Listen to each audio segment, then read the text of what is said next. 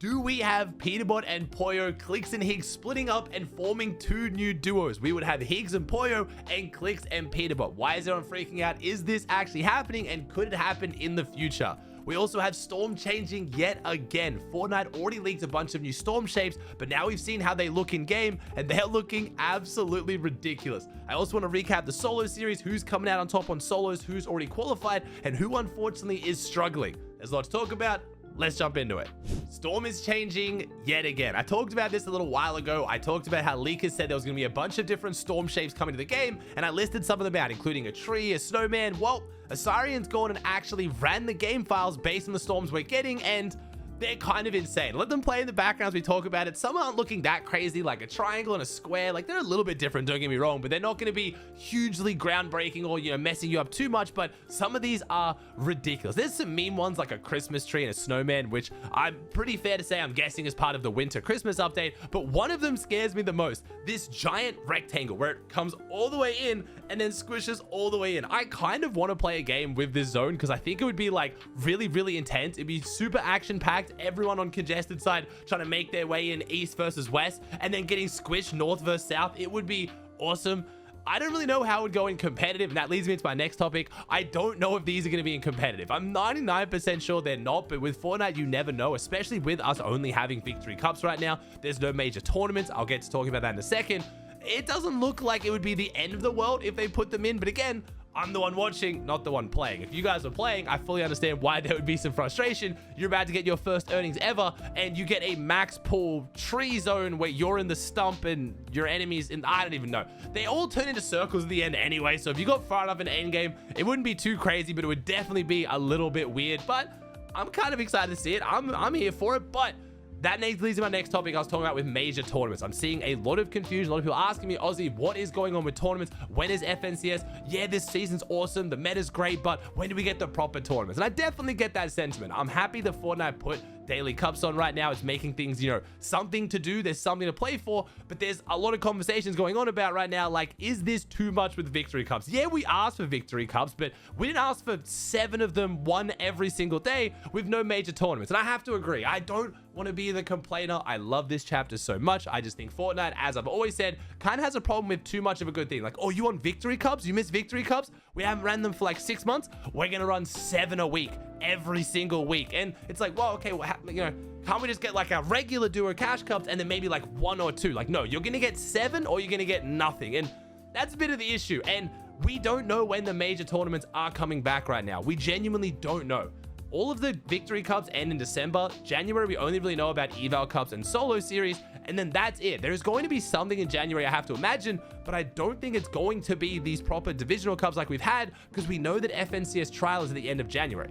FNCS trial is on the 31st of January, and that's going to be how you get your division. We can't have divisional cups before you get your division, and we can't start FNCS until you have your division. So it looks like none of the major tournaments, the big prize pool tournaments, other than the Unreal Cup and the solo series, is happening until February. And that is a little bit concerning for a lot of people. It kind of makes it feel like this first 2 months of the seasons is just an off season. It's an on season, but an off season. There is FNCS, the meta matters, and playing the game and practicing matters. But as you're seeing with the sentiment of a lot of the top pros, it's like, yeah, but I'm playing a victory cup against like a top 1000 lobby for $100. Like, yeah, like I want to play and practice the meta, and obviously, you know, $100, but when do we get the proper tournaments? And I feel like Fortnite's gonna have to do something in January. There's just too much space right now, and it doesn't make a lot of sense to have 2 months of no proper tournaments and then Div Cups, FNCS, everything squished in like a month. Like, February is going to be insane. FNCS is already short as it is. They're really not leaving themselves a lot of time for this one. So I'm hoping Fortnite has a plan for this. I'm hoping maybe in January we get like duo cash cups that don't have a division, but they still get to like a set lobby or a major finals. Just something for us to really jump in and start getting into the competitive season, because we had a very similar start time of last chapter last year, and we had the FNCS trial in December. We didn't wait until the end of January. I'd be okay if it was maybe like the first tournament in January, like Epic come back from their break after the first week, we jump into the FNCS trial on like the 7th or something, and then we get divisional cups for 2-3 weeks, and then FNCS kicks off in February. Like, that would be amazing, and that's what I would assume that Epic was doing if it wasn't for the fact they announced the FNCS trial already. So I'm sorry I don't really have the answer for you, those of you guys who are asking about what's going on with major tournaments, because we just don't really know right now. Before we do get into jumping into talking about the tournaments, I want to talk about icon skins. Courage JD just announced his icon skin and it looks amazing. And on top of this, he's announced a bunch of tournaments, a huge $100,000 tournament he's running with a bunch of content creators and pros, which looks ridiculous. It's going to be in like Reload and Delulu and Battle Royale. And you know, with Courage, he's absolutely cooking. You know, it's going to be a banger. And he's also running a skin cup where it's going to have like a super kind of like baseball bat in it. If you guys remember the baseball bat from the crime season, it's like that, but it launches you 10 times further, which is just awesome. That gives me big Mr. Fresh Asian and Laserbeam vibes from the tournament Laserbeam ran with like the super Flintlock pistol, the super Yeet pistol, and it was just unbelievably fun. So shout out to Courage for running something for the comp scene and for you guys as well. This is a skin cup that, you know, they're giving the prizes out to people who place in the hundreds, like thousands, so there is a very good chance you can actually win. And honestly, the skin is super clean. I genuinely think Courage cooked with this one. The regular style looks so much like him. They've done the face perfectly, and the super like leveled up cool style is beautiful. It looks like this whole like female variant thing is becoming the norm now after Clix did it. Clix did it, Mr. Savage did it, and Courage is now doing it. It looks like we're getting like a yellow version of the Red Knight, which is an awesome little throwback. Still fits Courage's color scheme, but this is genuinely one of my favorite icon skin combos. Like his sick leveled up style, like the Knight version, having his logo like as the breastplate, it looks super cool. So I'm really happy for Courage. Yes, there's gonna be the people being like, where's typical gamers? What about TG? At this point, like, it has to be in the works. There's just no way it's not. Not because, you know, Courage isn't a phenomenal creator. Courage was actually top right at my list up there. I pretty much had TG, Courage, and Mongrel as like the top of my list of people I think right now truly deserve an icon skin. Been around since the very beginning, super huge names for the game, still play all the time, no problematic history. I just feel like all of them 100% have to be getting a skin, and TG has to be one of them. But I don't want that to take away from Courage, who is a very deserving creator who's clearly put a lot of work and effort into this. So keep an eye out for Courage's skin cup. It's taking place in a few days, and you also have again the $100,000 tournament that he's running, but that looks like it's more invite only for pros and big content creators.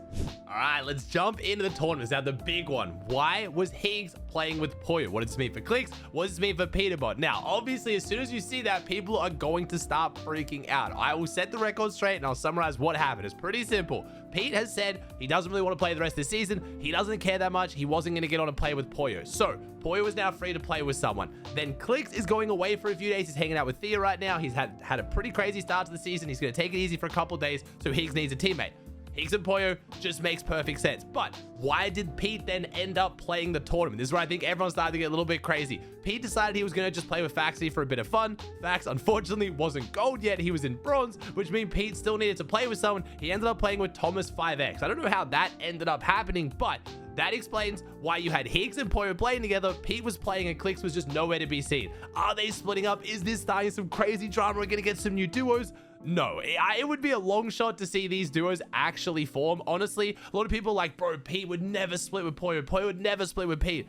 I actually think it's less likely that Clix and Higgs would split than Pete and Poyo at this point. Like, they look like they're absolutely loving playing together. Their vibes are amazing. They're placing super well. It just makes perfect sense to them. So I don't think these duos would happen, but people started clickbaiting it. People started kind of trying to get people's opinions on it, and Pete had this to say on Fax's stream. Polo tweet is just, or Higgs' tweet is just farm, bro. Not actually playing. Well, they play, bro. I knew Higgs was better than Peter. Oh my god. Me and Clix play, we're dead ass winning at the CS, dude. I'm down to switch duos. Dead serious, too. Now, as always, I don't have to tell you, you got to take everything Pete says with a grain of salt. There's always something else going on there. He's always kind of manipulating people and pulling the strings. We've seen him do it all year, and I think this is no exception. Now, there is probably maybe a grain of truth there whether Pete thinks him and Clix could actually win, but I'm sure he's just saying that because of the reaction that people want, and everyone's trying to, you know, Higgs and Poyo, they're popping off without you. Higgs and Poyo did end up winning a game in finals, whereas Pete didn't. There's always going to be stuff like that, but I don't really genuinely think we're going to see Pete and Clix and Poyo and Higgs. Don't worry if you're either fans of those, but it is starting to get some storylines kicking coming into what is hopefully going to be some proper tournaments soon. Before I talk about the rest of duos, I do want to break down the solos, as this is the much bigger tournament. Again, in case you guys are confused in the format, in the major regions, it's super simple. You play all 4 weeks if you want to, but it only takes your best week, and top 400 make it through to the heat. So if you get a top 100, you're looking pretty guaranteed to make it through to the heat. So with that in mind, we had some absolute pop-off performances kicking off on EU. We had none other than Shark. This kid is living up to all expectations right now. He is one of the highest profile players coming into Chapter 7. Got really, really unlucky with Chapter 6 Season 3, if you guys remember. He managed to come second in Last Chance Qualifier 3 times in a row, not making it to Grand Finals, therefore not making it to Globals, but him and Teeny have been absolutely dominating duos, and Shark has been absolutely dominating solos as well. He got 476 points, being carried very heavily by eliminations. As is always the story with Shark, this kid absolutely frags out. To put into perspective, we had Pixie, again, another phenomenal fighter on EU, one of the best and one of the best solo players, in 4th, getting 44 points. He had almost double the eliminations of 4th place. 71 is absurd. In 2nd place, we had Scroll on 55, who honestly, I believe, probably should have won the tournament. If you look at his match history, it is insane. He got 5 wins in his 9 matches. 2 of his games was a 90th and a 91st, but they only took 2 minutes, so that's honestly fine. If you go down on spawn and then you get back out, go for another game, that's totally fine. His last game, a 73rd place, was the issue, because then he didn't get a lot of points and he couldn't get another queue. But his match history outside of that is insane for solos. First, third, first. Just ridiculous. I've talked about Scroll a bunch on this channel in case you guys have missed it. His naming is very, very fitting. He used to scroll through all of his keybinds. He would have to scroll to his floor, then back up to his wall, then down to his stair. Just ridiculous. He qualified for globals like that, so you know when he finally changed to regular keybinds and played the game more optimally, you know he was going to be ridiculous, and that's what you're currently seeing. He switched back in the Star Wars season, which was a really smart time to swap because there wasn't much going on. Pretty much within like a month was already popping off in the top of leaderboards, but him and Sky are looking insane, and I love seeing Scroll at the top of solos. Going through the rest of the top 10, we had Velo, super underrated player, also doing this on stream, which is always awesome. Pixie, again, probably one of my picks to win when it comes to the actual finals. No surprise there, straight into heats. Then Nebs, one of our OGs, proven that he's still got it. Caspi, who I honestly don't know anything about, Polish player, shout out him. We had Vanya, no surprise there, but maybe some people are a little bit shocked. Vanya, obviously phenomenal player, had one of the craziest Chapter 6s we saw, but quite often gets lumped into being an IGL. He only plays hide, or he just surge trade. He's not that good, proving that he can back it up in solos as well. Then we had Chamber, don't really know this guy that well as well, Polo, and then Skivvy. Now, we do have some other big names throughout the top 100. I won't go through all of it. Swizzy came 13th overall, Vico in 17th. We had some big names out there, but we are missing quite a few as well. Mr. Savage and Mongrel, 2 of the main names on EU that I know a lot of people are going to be cheering on to try to dominate in solos, both not getting inside that top 100. But like I said, doesn't matter too much, because all you need is one good week. You don't need to do well in every single week. As long as you get one placement inside the top 100, maybe the top 80, just to be safe, you should go through. And I'm seeing a lot of confusion around that, like why not top 100 guaranteed if it takes your best week and there's only 400 players. It's because one week could have qualifying points be way higher. Top 100 one week could be like 300 points, and then top 100 another week is like 350. So even though you might get top 100 in the 300 point week, you're still not going to be top 400 overall once all the points get put together. It's a little bit confusing, but just trust me on that. But if you get top 100, you're looking pretty good to go through. Moving over to NA Central, if you look at this leaderboard, you might be a little bit confused. Yes, that is Kurama, a French player at the top of the leaderboard on NA. Kurama didn't even get top 100 on EU, but managed to come out and win NA. Like, this kid, he's basically just an NA player who chooses to play Europe at this point. Like, it is absurd. I've already said it all in the past. If you want to learn how to play solos in any single meta at this point, you need to watch Kurama. He is the best one to learn from, because his fundamentals, his awareness, his decision making is just so phenomenally good. To be able to win a region on 130 ping on controller, just insane. We had some other big placements up there. Batman Joe, very underrated placement in 2nd. Noah W plays, a player that I've been gassing up a lot recently, trying to get people to understand that yes, he's family friendly, yes, he's a content creator, but he is one of the best solo players in NA, and him proving that here. We also had Sphinx in 4th, Kanata in 5th, Chance, Noxy, Encrypted, Josh, again, another young player, talking much like Shark, living up to the expectations right now, and then Rookie Clone 10. I also do want to give a shout out to Clix as well, who managed to show up and qualify coming 46 because he didn't understand the format. I think Clix thought that he had to play all 4 weeks. So even though he said he was going to take a break, he ended up actually playing from his girlfriend Thea's house and her setup, and managed to qualify coming 46th overall, which was super impressive. We had some other bigger names throughout the leaderboard. We had Curly in 57th. We had Higgs in 59th. We had G-Money in 71st. We have quite a few EU players doing it on NA. Again, this tournament isn't region locked, so I'm really excited to see who can actually dominate across all the regions, but still got 3 weeks to go. But I'll be recapping it each week to make sure you guys know who's going through in solos. I do want to quickly recap the Duo Victory Cup. I know we have a whole bunch of these. We literally have 3 of them in 5 days, but there are some pros absolutely popping off I want to show some love to. One of them being Booga and Curly. I've been gassing up Booga a whole bunch recently, saying his passion's back, he's grinding, and they finally got the placements to back it up. They got an 11 elim win and a 14 elim win, being one of 3 teams to get 2 wins in the finals, which means Booga's notable history recently in the last 3 tournaments has managed to be a first, 5th, second, 3rd. So unfortunately, he's coming second a lot when the win's what matters, but I don't think the money is what matters to Booga. Obviously, my man being a multi-millionaire off this game from the earnings he's gotten, but showing he has the passion, showing he's still grinding, and showing he has what it takes right now to be one of the best duos on NA.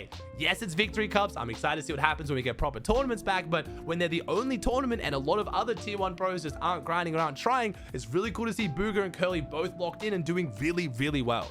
Our other 2 double win duos on NA being very underrated teams, I would say. We had Golden Decay, who managed to get 2 wins and a 9th place, getting very, very close to that triple win. Then we had Slepsy and Wages get 2 wins and then a 38th. Like I already talked about, Higgs and Poyo managed to get their win up there with a 12 elim win. They also got a 14 elim 3rd, so playing very well for a duo that isn't an actual duo. Acorn and Bolt got their win as well as a 5th place. Aviv and Skittles showing up. Again, this duo just seems to always find their way back together. They got a win and a 3rd place. Cooper and Sphinx getting another win, also getting a 9 elim 2nd in the mix as well. Josh and Yomzo getting an 11 elim win after they've been getting a whole bunch of 2nd places. We had Scroll, who I was just talking about on EU, showing up big on NA, getting a win. Mero getting his earnings again. That means Mero has now earned in 2 tournaments to kick off this chapter. Mero is very much back and grinding. He seems to be playing basically every single Victory Cup, which has been awesome to see. Taki and Vert keeping their spree going right now. They got a 10 elim win and a 7 elim 2nd. Bunch of huge names across the board on NA. I do want to jump over to EU, talk about that really quickly. Only 2 teams on EU managing to get double wins. We had Cora and Ghost Iwavy. Don't know too much about them. And then Burke and then Lerix. They only played 2 matches. Then we had Vico and Malabuka, who almost got 2 wins. They got a 19 elim 2nd and got a 28 elimination win in the finals. And I'm going to show you the Vico endgame here because my man could not miss a shot. Touching. 100 dead. Okay, come here. 100 dead. Nice, nice. Dropping. Oh my god, I just pissed on everyone. Oh, what is on the door? Just go jump around. Go jump around. Dead. Killed another one. Okay. On me. 100 dead. Nice. Go on, guys. I'm 1 HP. 100. Yeah. Dead. Killed another one. Yeah. Just stay alive, stay alive. Dead. Killed another one. 1v2. Go back. 100. Oh my god, you're crazy. Oh my god! I just love Vico, man. This kid's too great. The passion, the excitement, the ridiculous amount of fragging ability this team has right now. Vico and Malabuka have been streaming all these tournaments too. It's been an absolute treat to watch. Super excited to see how they keep developing. Then we had Focus and Thomas, again, finding themselves back together again. Quite an unlikely duo who keeps finding themselves playing together. A 15 elim win and an 8 elim 2nd, almost getting the double win. Cheatin and Yanis getting a 14 elim win and a 13 elim 2nd. Swizzy and Pixie only getting 1 win, but getting a 7th and 5th, getting very close to the triple win as well. Then we had Shark and Teeny, talked about a bunch, 15 elim win for them. We had Mustache and Vanya getting a 13 elim win. Moneymaker and Fanayan with a win, an 8th and a 5th place overall as well. I keep doing the recaps on them. Mongrel unfortunately didn't make finals, but Mr. Savage and Tayson did. Our first finals we got to see from them, and unfortunately they didn't get a win, but they did manage to get an 8 elim 2nd, an 8 elim 2nd, and an 8 elim 4th. So the 1 finals they made, they're looking phenomenal. They're playing very solid. For those of you guys who are fans of Tayson and Savage, don't worry. I think this performance hopefully has put any kind of talk of them splitting or anything like that to rest. They look very good as long as they make it to finals, and hopefully this starts the momentum and keeps the trend of them qualifying.